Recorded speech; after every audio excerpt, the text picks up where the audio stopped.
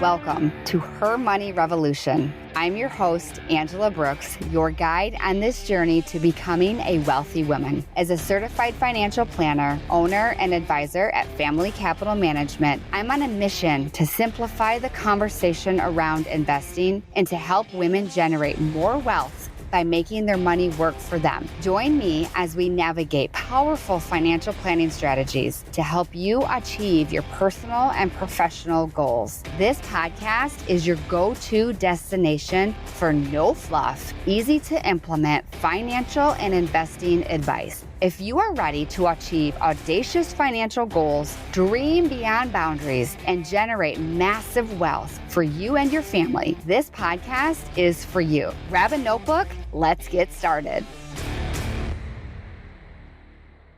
Hello, and welcome back to Her Money Revolution, the podcast where we empower women to grow their wealth by making their money work for them. I'm your host, Angela Brooks, and today we're going to explore how gratitude can actually grow your financial success. Yes, thankfulness is not just for your heart, although it's super great for your heart. It's good for your bank account and your long-term wealth as well. Before I dive in, I should say happy Thanksgiving, my friends. Hopefully you're actually not listening to my podcast today. Hopefully you're with your family and you're enjoying apple pie, which is one of my absolute favorites. One of my actual favorites is sweet potato casserole with marshmallows on top. So good. But this is one of my favorite seasons, and that's because it invites us to slow down. It invites us to really reflect on what truly matters and to appreciate what we already have.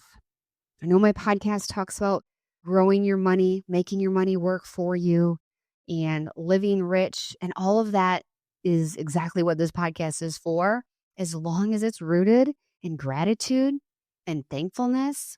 And I want to share that with you today. I want to share how gratitude practices shifts your money mindset, how you open up newer opportunities, and how it can help you see your progress rather than getting discouraged if you're not accomplishing all your goals and checking the boxes on all your finances. It can definitely show a little bit of progress, even if you don't feel like you're there yet financially. At the end of the podcast today, I will even give you a little gratitude exercise that you can do this week with your family or maybe just on your own. If you're ready, I'm ready. Let's dive in.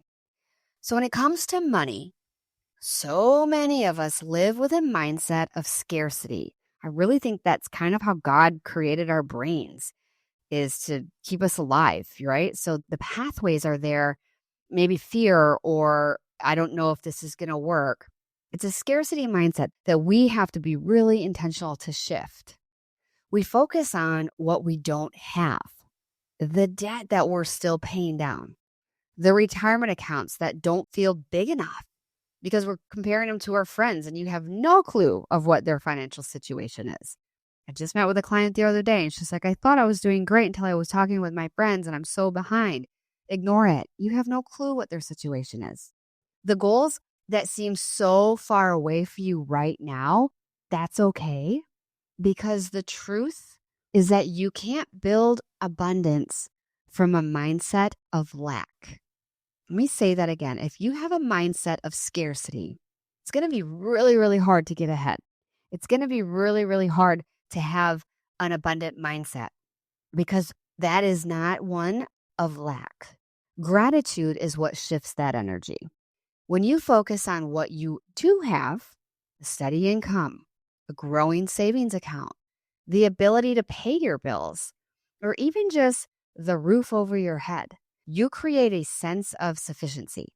And from that place, you're more confident, you're more creative, and you're more likely to notice opportunities that help you grow wealth.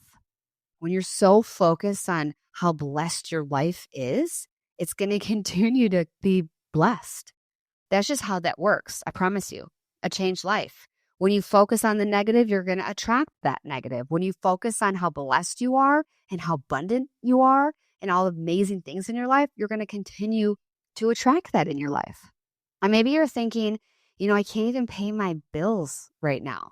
Or maybe you're thinking, okay, great, Angela, that's great because you've got a great life, but like I have all of this debt. I'm $25,000 in maybe student loan debt. That's okay. Give yourself some credit. The fact that you're here listening to this podcast still, you're learning. That means that you're already taking steps in the right direction. If you keep beating yourself up, you're not going to be able to continue to take the right step forward. So one of the simplest practices is a gratitude list. I'm sure you've heard this. If you listen to podcasts, there's lots of them out there that talk about, having a gratitude list. I do it. It's something that very, very beneficial. So write down 3 financial things that you're thankful for each week. Maybe it's paying off a credit card. Maybe it's your employer's 401k match. Maybe you've had the 401k for however many years and this is your first time logging in to your portal. Maybe it's simply having enough money to buy groceries for Thanksgiving. Maybe it's having a day like today, stress-free. Whatever it is, write down 3 financial things that you are grateful for each week. I have a gratitude journal right next to my bed, and I write things down every day. Another practice that you can start using is reframing.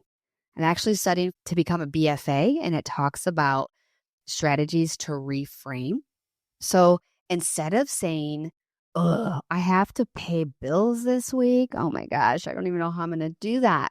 I want you to start saying, I am grateful I have the money to cover what I need and the services that make my life easier. Or maybe you're like, I really don't have money to pay my bills. Okay. Well, hey, I am grateful for the bills that I have that I will be able to pay eventually. That just slight shift will change the course of your life. The small shift takes a moment of stress and turns it into acknowledgement of abundance. I've seen this play out so many times. And there's a certain client, one family I was working with, every time they came in, they'd feel defeated. Every year around the holidays, they worried about overspending. They wanted to trust that everything was going to be okay, but they yet were so negative and so just fearful. And with my recent studying of the BFA, I said, let's try something. Let's try to reframe it. Instead of stressing about what they couldn't buy, they focused on what they could give. Okay, so like we talked about experiences, traditions, meaningful time with family. The small gratitude shifts help them spend more intentionality, help them save money, and still feel rich in what really matters, which is way more than the size of your portfolio. So let me shift over to celebrating wins, whether they're big wins or small wins. This Thanksgiving, I want to invite you to do a little exercise. So list your financial wins from the past year. They don't have to be big, right? They can be something like what I've already mentioned earlier, but paying down a chunk of debt, increasing your 401k contributions.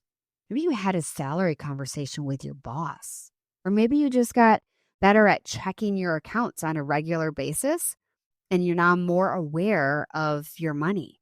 I talk about having a love date with my husband and looking at our cash flow plan. That's our spending plan. We don't have a budget, which might feel restricted and small. We have a spending plan because we get to pick where we spend our money. And when you look at it every week or every month, you have more options. You have more power to decide where you're spending your money rather than being reactive and like, crap, I got to pay that bill, right? Every single one of those is worth celebrating. When you name your wins, you reinforce progress. You might think this is a silly habit, but it's not. It actually works. Let me say it again. When you name your wins, you reinforce progress. And progress is what builds momentum. And momentum is what changes your life. Gratitude for what's already been achieved fuels the motivation to keep going. And that's what we need to do, is to keep going. So here's 5 ways to share your financial gratitude. These are some things that my husband and I do. Number 1, give back. Consider donating to charitable causes this Thanksgiving. Sharing your financial blessings with those in need is a meaningful way to express gratitude. Number 2, teach financial literacy. Offer to share your financial knowledge with friends and family members who may benefit from your expertise. And you're thinking, I'm not an expert in this. Well, if you've been listening to my podcast at all, you know more than you realize. So empower others with financial literacy. It is such a valuable gift. Even if you have kids, even if you don't feel like you know anything, log into your investment accounts and show them the charts. Read the language that's there just to get them familiar with the financial jargon, right? That's teaching financial literacy. Number 3, plan for future goals. Take some time during the holidays to set or revise your financial goals for this coming year. You want to express gratitude by committing to your financial growth and security. This is one of my favorite things to do, is setting those future goals and putting a dollar amount next to it. If you've downloaded my value spending plan, you'll see a tab that is all about setting goals, and it gives you very clear directions of how to identify the costs that it's going to be and how you can start saving to fund that cost.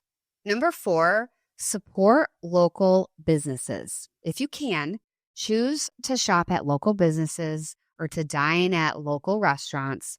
Your support can have a positive impact on your community's economy. I know at my kids' school, we can sponsor a family for Christmas and for Thanksgiving.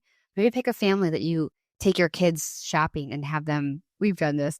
We take our kids shopping every year. We sponsor a family and we have our kids shop for those kids. And the school gives us, the age and size and however many kids are in the family. And we tell our kids, hey, today is not about you. Today is about this family that does not have, all the resources that we have. So we want to bless them. And we tell them hey, I don't want you to tell me what you want for Christmas. It's not about you. So don't say it. Last year, my baby girl just couldn't, she was 5 last year. She's 6 now, but she was just a little thing. She was trying to be okay with this, but we're at, Target and we're shopping these super cute toys, and she would just pull things off the shelf and put them in the middle of the aisleway. And she's like, hey, Mom, come here real quick. And I'm like, okay. So I'd go follow her. And then she wouldn't say anything. She'd just stand there and stare at it. Hey, do you see that? In the middle of the aisleway. We didn't have a girl. That was this family that we sponsored. It was just boys. And so she's pulling out Barbie dolls and things that were clearly for her. It was pretty sweet. So, it's not perfect, but do what you can. Number 5, express gratitude. I feel like I say this over and over and over again, and it is the best thing that you can do for life is to just be grateful and to express that. Don't forget how important it is. The financial lessons that you've learned, the support that you've received, the progress that you have already made in your financial journey are so amazing. Be grateful for that. This Thanksgiving, take a moment to count your financial blessings. Regardless of your current financial situation, there are always reasons to be thankful for the progress that you've made and the opportunities that will continue to lie ahead for you and your family. Remember that financial well-being is just one aspect of fulfilling life, and expressing gratitude for it can bring even more abundance into your future. So as you gather with your family and your friends, remember that gratitude isn't just something that we feel in November, right? It is a wealth building habit. I want you to feel gratitude in April. I want you to feel gratitude in the middle of July when you're enjoying summer and going to the beach. It's not just for Thanksgiving. The more that you notice, the more you appreciate, and the more that you create space for growth financially and personally. I am so grateful for you, my listeners, my friends, my clients, my community, my family. Thank you for being a part of Her Money Revolution. Thank you for continuing to follow and to send me messages. I absolutely appreciate that. And I hope that your Thanksgiving is filled with joy and peace and the wealth of gratitude. Until next time, keep building, keep believing, and keep blessing others. Thank you for joining me today, and I hope you are feeling more empowered in your financial journey. Remember, follow and subscribe to Her Money Revolution on your favorite podcast platform, and share your feedback by leaving a review. I'd love to hear your biggest takeaway from today's episode. Until next time, stay inspired.